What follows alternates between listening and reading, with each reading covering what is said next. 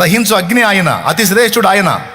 ఇక ఆయనతో నాకు సంబంధం ఏర్పడింది, అసలు వాడితో నాకు పరిచయం ఏర్పడింది. కొసరసరికి ఇంకేం చేయదు, కావాలంటే చూసుకోండి అన్న. వాళ్ళ భాషలో వాళ్ళకి అర్థమయ్యేటట్టు చెప్పా. పాప 4-5 రోజులు అల్లాడిపోయారు. భయం, జరిగిన నష్టాలుగా ఇంకేం జరుగుతాయో అని. ఏమీ జరగదు. నేను సత్యదేవుడిని తెలుసుకున్నా, నిజమైన దేవుడిని తెలుసుకున్నా, కొలతలు కలిగిన దేవుడిని తెలుసుకున్నా, దేవుడు అనడానికి యోగ్యుడిని తెలుసుకున్నా, మన కోసం ప్రాణం పెట్టిన దేవుడిని తెలుసుకున్నా, ఆయన రెక్కల నీడలోకి వెళ్ళిపోయా. ఇక ఏది నన్ను ముట్టజాలదు, ఇక నాకు ఏమీ కలగదు, భయపడొద్దు, ధైర్యంగా ఉండండి అంటే వాళ్ళు ఎటు ఊరుకుంటారండి? గొడవేగా ఇంట్లో. ఇక నేను ఏది చేసినా వాళ్ళకి చీదరగానే ఉంది.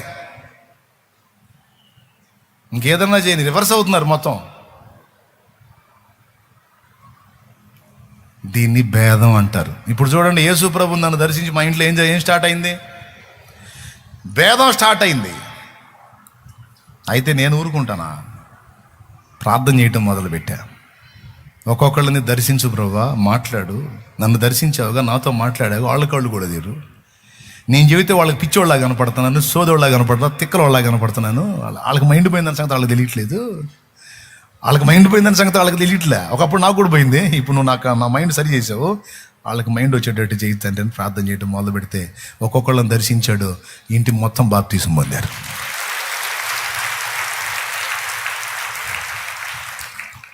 యేసు ప్రభు కూడా వచ్చి సత్యము చెప్పకుండా ఆయన కూడా ఒక అసత్య మతాన్ని తీసుకొచ్చినట్లయితే భేదం ఉండేది కాదు. అది ఇక్కడ రహస్యం.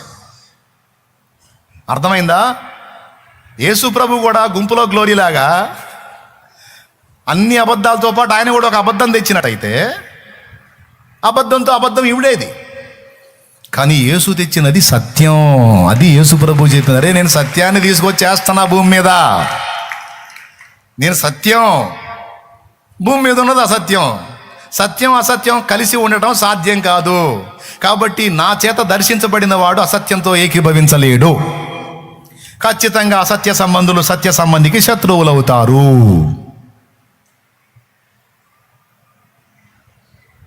ఎంత ద్వేషం అంటే కొంతమంది తల్లిదండ్రులకి కూతురు సచ్చినా చూడరు, కొడుకు సచ్చినా చూడరు. ఎందుకో తెలుసా? వాళ్ళు యేసుప్రభుని నమ్ముకున్నారని. ఏమన్నా వ్యభిచారం చేసిందా, దొంగతనం చేసిందా, నరహత్య చేసిందా, దౌర్భాగ్యుడా? ఏం పాపం చేసి ఏం దరిద్ర పేరు తెచ్చిందని ద్వేషిస్తావురా దౌర్భాగ్యుడా అని అందామనిపించింది. అనకూడదు, పాపం బాధపడతారు. అనలే, నేను అనను. దేవునికి స్తోత్రం, హల్లెలూయా. నేను ప్రేమతో అడుగుతున్నా, అయ్యా ఏం పాపం చేసిందయ్యా నీ కూతురు? తనకి ఇష్టమైన దైవాన్ని, తనకు నచ్చింది, అన్ని కొలతల్లో క్రమంగా ఉన్నాడని దేవుణ్ణి నమ్ముకుందయ్యా. దేవుణ్ణి నమ్ముకుంది, ఒక తప్పుడు పని చేయలేదే. అంతకుముందు వంకర టెంకర్లు కూడా సరిచేయబడ్డాయి. నీ కూతురు బంగారంలా మారిపోయింది, 10 మందికి సహాయకురాలు అయిపోయింది, 10 మంది నోటితో మంచి సాక్ష్యం పొందింది.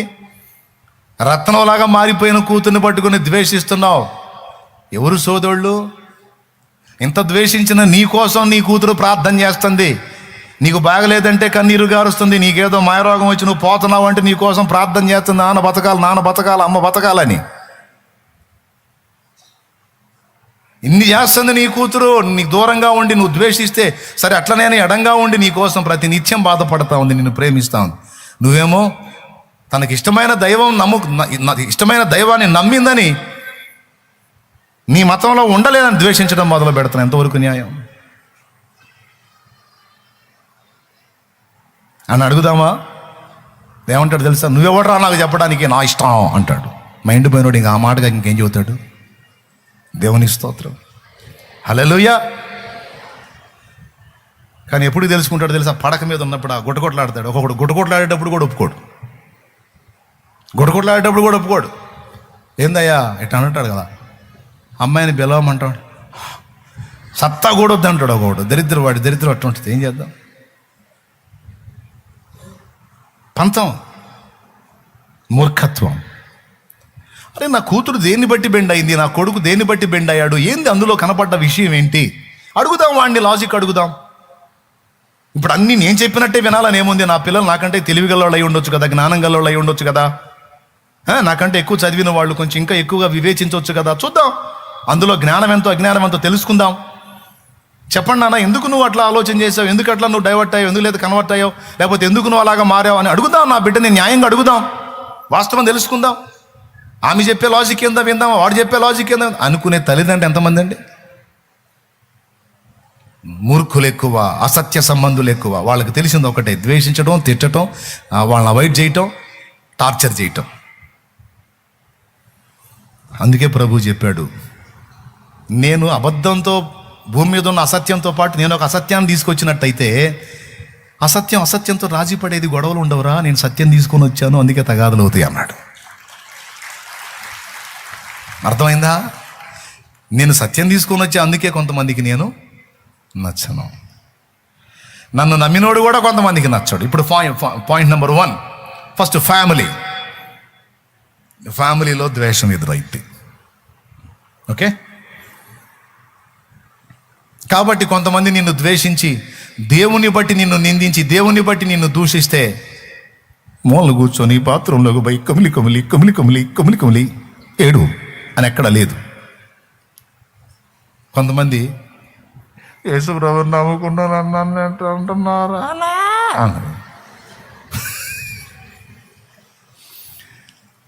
నేను అంటాను, బైబుల్ ఎక్కడన్నా అట్లా ఏడవమని ఉందా? బైబుల్ అలాగ ఏ విధంగా ఏడవమని ఎక్కడన్నా ఉందా? తమ్ముడా, చెల్లి, నా నిమిత్తము జనులు మిమ్మల్ని నిందించి దూషించి అబద్ధముగా మీ మీద చెడ్డ మాటలు ఎలా పలుకున్నప్పుడు మీరు ధన్యులు, సంతోషించి ఆనందించి గంతులు వేయండి, మీ ఫలము పరలోకమందు అధికమగును అని రాసింది. మత్తయి సువార్త 5వ అధ్యాయము 11 నుంచి 13 వరకు ఒకసారి చూడండి, ఆ మాట రాయబడి ఉంటుంది. నా నిమిత్తము జనులు మిమ్మల్ని నిందించి హింసించి మీ మీద అబద్ధముగా చెడ్డ మాటలు ఎలా పలుకున్నప్పుడు మీరు ధన్యులు, సంతోషించి ఆనందించుడి. కూర్చొని ఏడవండి అని ఉందా? అందరికి చెప్పి రోధించమని ఉందా? పాస్టర్ గారికి చెప్పి సీదేయమని ఉందా? ఏమన్నాడా? నా నిమిత్తం సంతోషించి ఆనందించి గంతులేయండి. కారణం ఏంటో తెలుసా? నా కోసం మాట పడుతున్నావు నువ్వు, నా నిమిత్తం మాట పడుతున్నావు. దెబ్బలు తిన్నావా? అది నా కోసం దెబ్బలు తిన్నావు. వ్యభిచారం చేసి కొంతమంది తన్నులు తింటారు. భర్తకు చెప్పకుండా సినిమాకి పోయించి కొంతమంది తన్నులు తింటారు.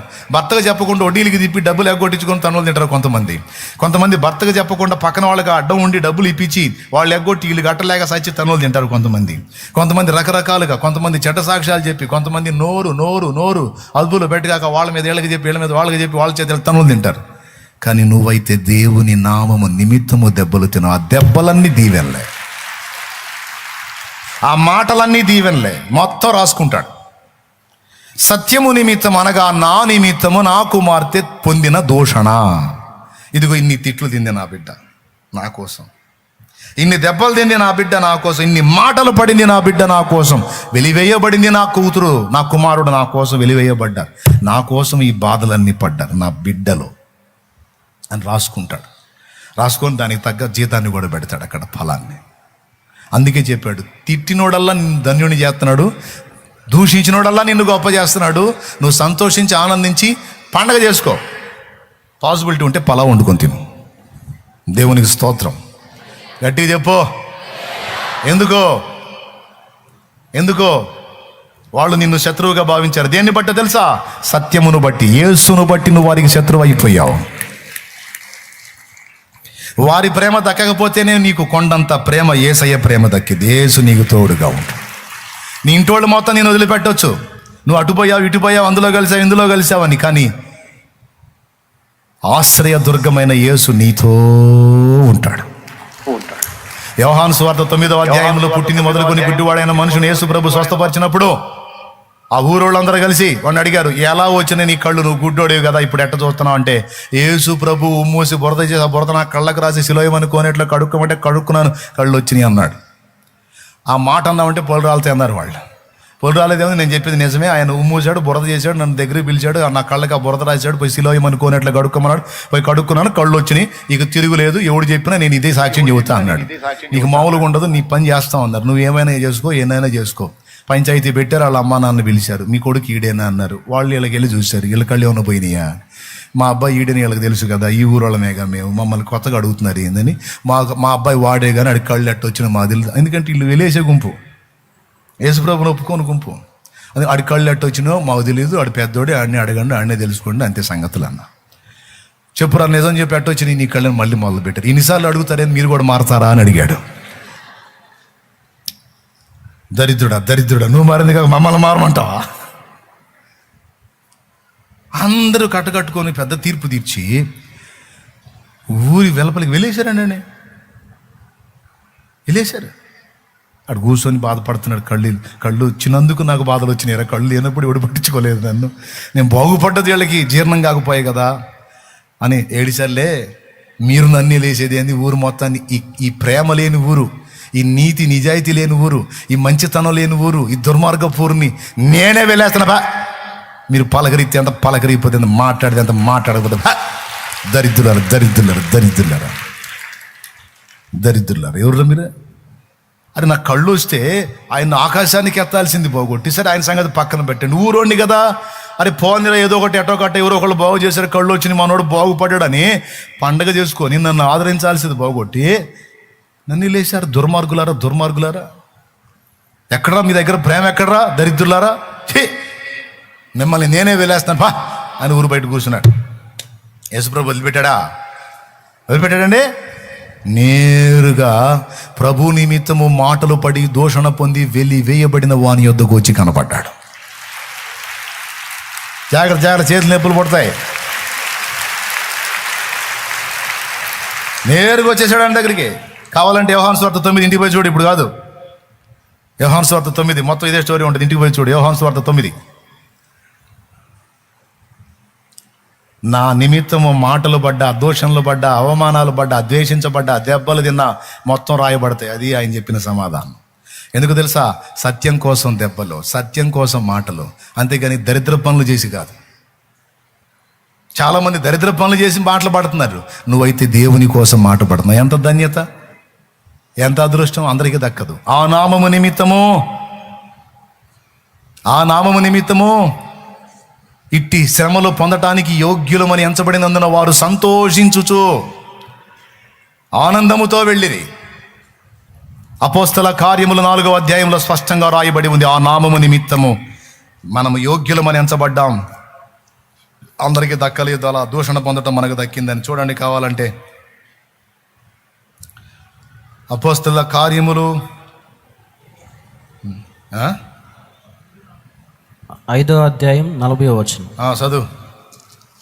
ఆ నామము కొరకు అవమానము పొందుటకు పాత్రులని ఎంచబడినందున అబ్బా వారు సంతోషించుచు మహాసభ ఎదుటి నుండి వెళ్ళిపోయి. దేవునికి మహిమ కలుగును గాక. ఆ మాట అండర్లైన్ చేసుకోండి ఒక్కసారి. 41వ వచనం. ఆ నామము కొరకు అవమానం పొందుటకు పాత్రులమని ఎంచబడినందున వారు సంతోషించుచు, ఏడుచుకుంటా కాదు, సంతోషించుచు మహాసభ ఎదుటి నుండి వెళ్ళిపోయి. 4వ అధ్యాయంలో కూడా చూడండి ఒకసారి. 19వ వచనం, 4:19. అందుకు పేతురును యోహాను వారిని చూచి, దేవుని మాట వినుట కంటే మీ మాట వినుట దేవుని దృష్టికి న్యాయమా? మీరే చెప్పుడి. మేము కన్నవాటిని విన్నవాటిని చెప్పక ఉండలేమని వారికి ఉత్తరం ఇచ్చిరి. దేవునికి స్తోత్రం. మేము కన్నవాటిని విన్నవాటిని గూర్చి మీకు చెప్పకుండా ఉండలేం. మీరు ఏం చేస్తారు? కొడతారా, తిడతారా, దూషిస్తారా, కొరడాలతో కొడతారా, చంపుతారా? చంపండి. కానీ మేము కన్నవాటిని విన్నవాటిని గురించి చెప్పకుండా మాత్రం ఉండలేము. సత్యమును గురించి సాక్ష్యం ఇవ్వకుండా ఉండటం మా వల్ల కాదు. ఒకవేళ తిడతారా, ఆ నామం నిమిత్తం తిట్లు మాకు వచ్చినాయి అంటే మా మా బహుమానం ఎక్కువ అక్కడ. స్తోత్రం స్తోత్రం. కాబట్టి ఇప్పుడేంటి? సిలువమూర్తి కృపను జాట సిగ్గుపడని సేవా, సిలువ నిందలను భరింప శిరము వంచి మురియు సేవ, శిరము వంచి మురియు సేవ, మధుర మధుర మధుర సేవ, యేసు ప్రభు సేవ, మధుర మధురం. లోక జ్ఞాని అపహసించు శోకమూర్తి సేవా, లోక జ్ఞాని అపహసించు శోకమూర్తి సేవా, లోక నిందలను భరించి లోకమును దీవించు సేవ, లోకమును జయించు సేవ మధుర మధుర మధుర సేవ యేసు ప్రభు సేవ మధుర మధుర.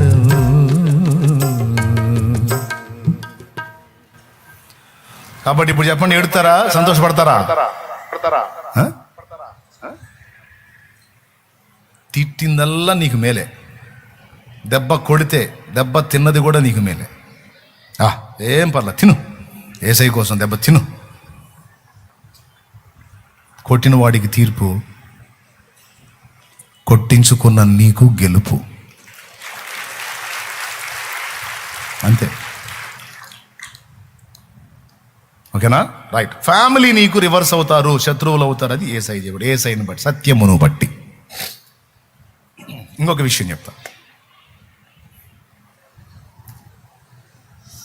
అన్యజనులకు నువ్వు శత్రువు అవుతావు సత్యమును బట్టి. ఇంటి వారికి ఒకటి, అన్యజనులకు కూడా నువ్వు శత్రువు అవుతావు.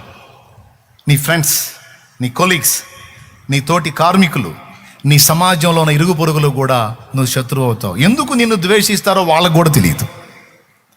ఒకటే కారణం, నువ్వు సత్యాన్ని ప్రేమించావు, సత్య సంబంధివయ్యావు. ఆ కారణం చేత వాళ్ళు నిన్ను ద్వేషిస్తారు. వాళ్ళ అసత్యంతో నువ్వు ఏకీభవించట్లా. రెండు కారణాలను బట్టి వాళ్ళు నిన్ను ద్వేషిస్తారు. ఒకటి, వాళ్ళతో నువ్వు ఏకీభవించినందుకు ఒకటి. రెండవది, వాళ్ళ కంటే ఎక్కువ నీతి కలిగిన బతుకు నువ్వు బతుకుతున్నందుకు. రెండు, వాళ్ళలాగా అడ్డదిడ్డంగా నువ్వు ఉంటల్లా, అడ్డదిడ్డంగా మాట్లాడట్లా, అడ్డదిడ్డంగా ప్రవర్తించట్లా. దానికోసం వాళ్ళకి చెప్పసఖ్యం కాని బాధ. ఎంత కక్షో! నిన్ను చూస్తే వాళ్ళ ముఖాల్లోనే చూపిస్తుంటారు వాళ్ళ ఫీలింగ్స్ అన్ని. నిన్ను చూస్తే చాలు. దేవునికి స్తోత్రం కలుగును గాక. నీకు అర్థమైపోతుంటుంది, నువ్వు ఏడ్చుకుంటా ఉంటావు. ఎందుకు అందరు నా మీద ఎట్టుబడి ఎడుతున్నారు, ఎందుకు నన్ను ఇంత ద్వేషిస్తున్నారు, నేను యేసుప్రభుని నమ్ముకొని ఇంకేం చేశాను, ఎందుకు నా మీద ఇంత పగబట్టారని. పగబట్టేది ఏముంది? నువ్వేమో సత్యం, అగ్నిలా కనపడతావు, వాళ్ళేమో అసత్యం, అంధకారంలో కూర్చుంటారు. ఖచ్చితంగా నువ్వు వాళ్ళ కళ్ళలో పడేది ఖాయం, వాళ్ళు నిన్ను ద్వేషించేది ఖాయం, నీ మీద సూటిపోటి మాటలు కల్పించేది ఖాయం, చెప్పుకునేది ఖాయం, నీ మీద నీ గురించి నలుగురిలో ఆరడిపరిచేది ఖాయం. అవి చూసుకొని నువ్వు ఏడిసేది కూడా ఖాయం.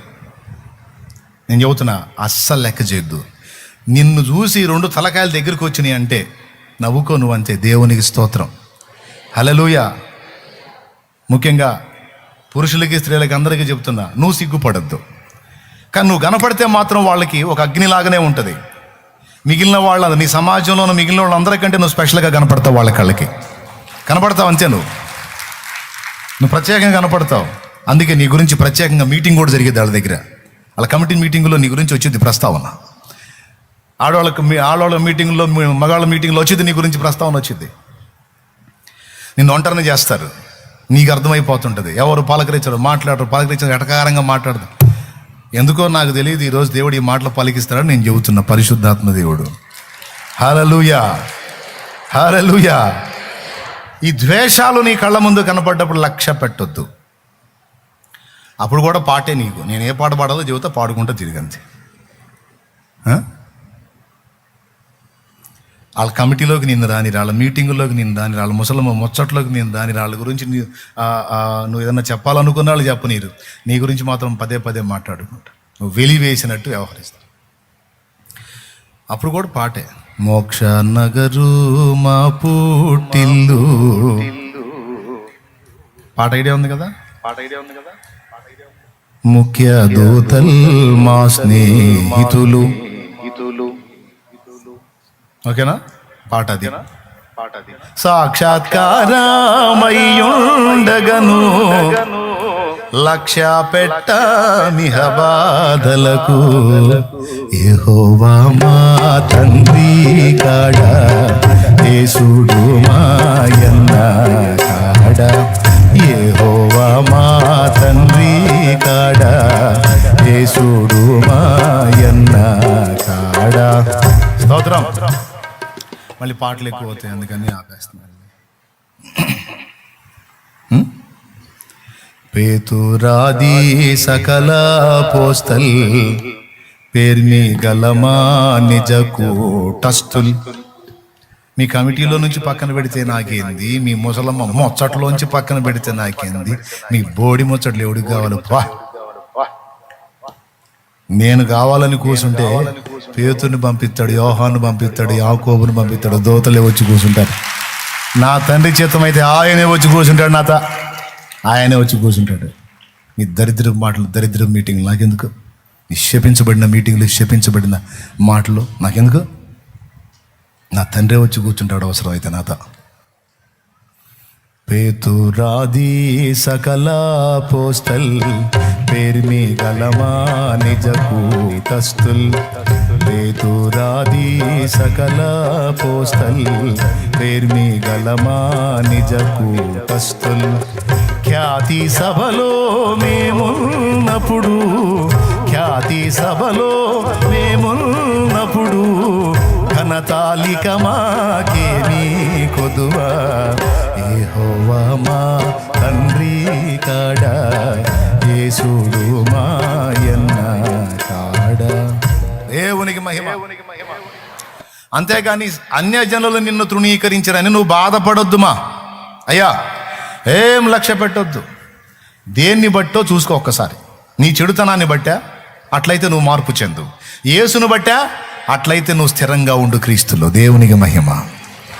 కొంతమంది వారి చెడుతనాన్ని బట్టి కొంతమంది అవాయిడ్ చేస్తారు, అది మార్చుకోవాలి. కానీ ప్రభువుని బట్టి నిన్ను ఎడంగా పెడితే పండగ చేసుకో.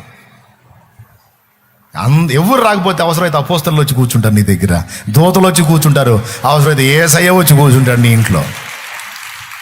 కన్ఫర్మ్.